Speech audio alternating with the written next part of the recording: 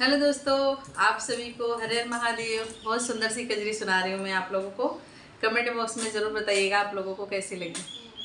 कृष्ण दूध पिए चांद के कटोरी में, यशोदा जी के खोरी में ना। कृष्ण दूध पिए चांद के कटोरी में, यशोदा जी के खोरी में ना। बाबा नंद के ललन खिलई यशोदा के भवन, बाबा नंद के ललन खिलई यशोदा के भवन।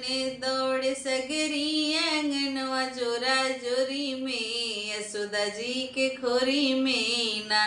कृष्ण दूध पिए चांद के कटोरी में, यशोदा जी के खोरी में ना।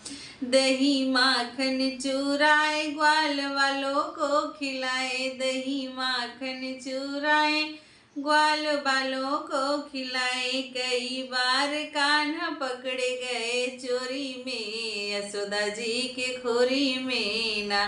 कृष्ण दूध पिए चांदी के कटोरी में, यशोदा जी के खोरी में ना।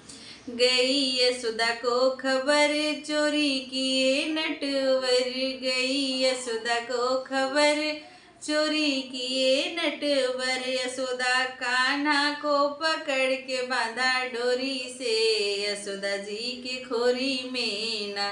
कृष्ण दूध पिए चांदी के कटोरी में, यशोदा जी के खोरी में ना।